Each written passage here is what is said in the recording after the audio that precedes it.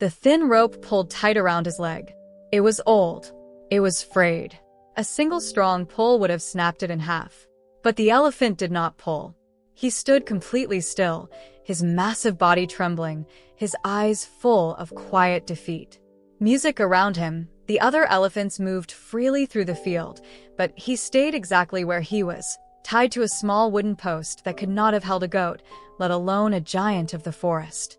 Why does a creature strong enough to uproot a tree stay still because of a rope thinner than his own toe? Have you ever felt too weak to try, even when everything you needed was already inside you? Have you ever stopped believing in your own strength simply because someone once told you that you couldn't? Hi everyone, my name is Ian, and today's story is about an elephant who carried unlimited power inside him but lived his entire life believing he was weak. One conversation changed everything, and the lesson he learned can change your life too. So, let's begin. Deep in a wide green forest lived a young elephant named Bomani. As a calf, Bomani was full of energy. He pushed against trees just to feel them shake.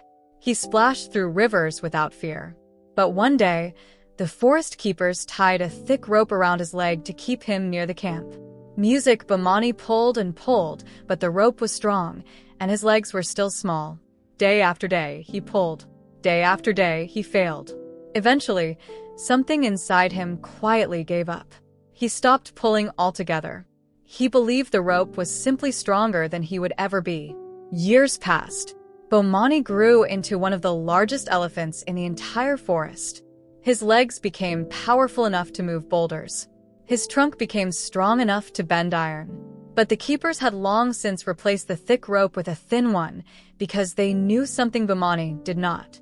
He would never test it again. He had already decided, deep inside, that trying was pointless.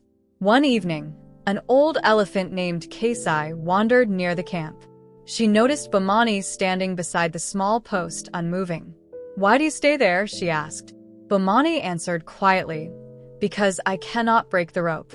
Kesi looked at the thin, worn cord and then back at Bomani's enormous legs. "Have you tried today?" she asked. "I do not need to try," Bomani said. "I already know I will fail." Kesi sat beside him under the shade of a baobab tree. "Tell me," she said, "who told you that you would fail?" Bomani thought for a long moment. "No one told me.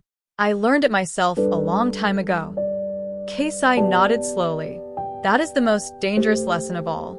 Not the ones others teach us, but the ones we teach ourselves and never question again." The next morning, Kesi returned with a small challenge. "Push against that fallen log," she said.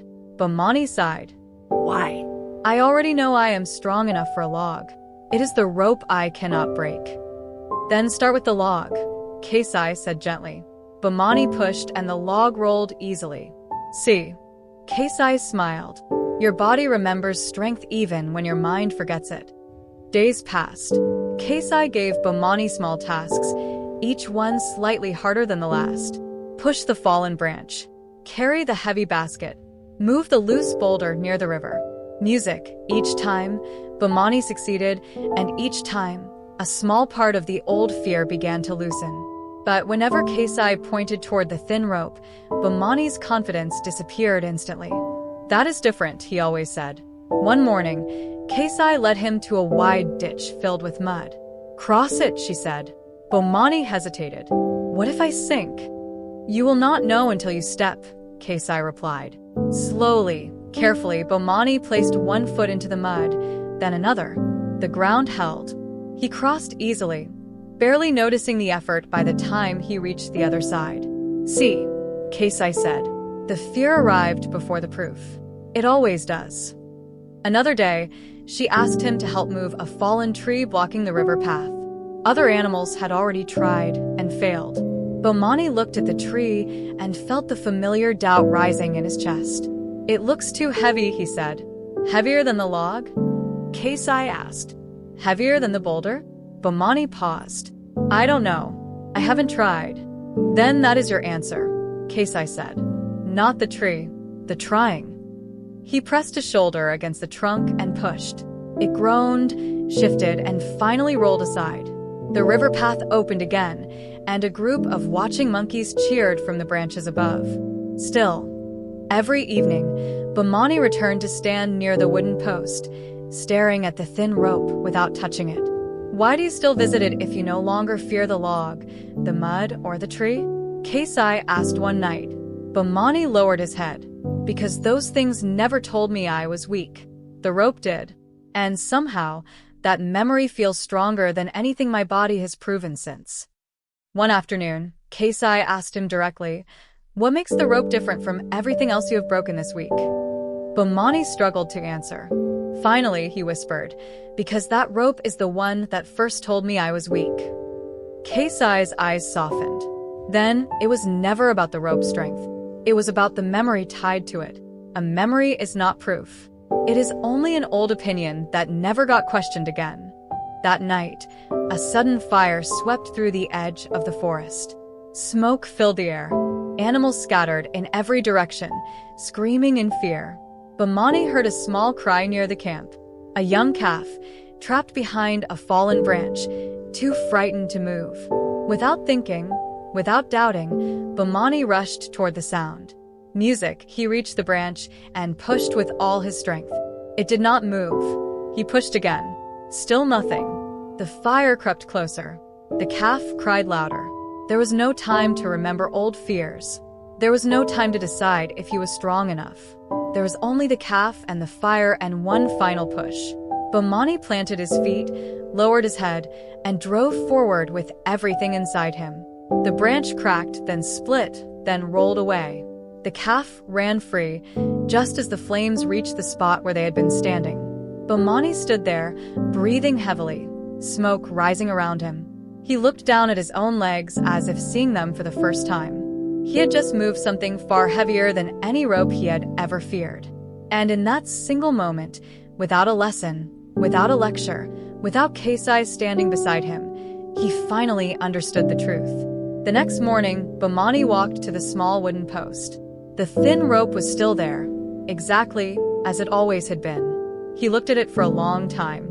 Then, without hesitation, he pulled. The rope snapped instantly, as if it had never been strong at all.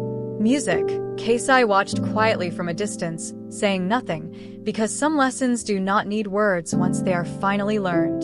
"How did you finally break it?" a young elephant asked him later.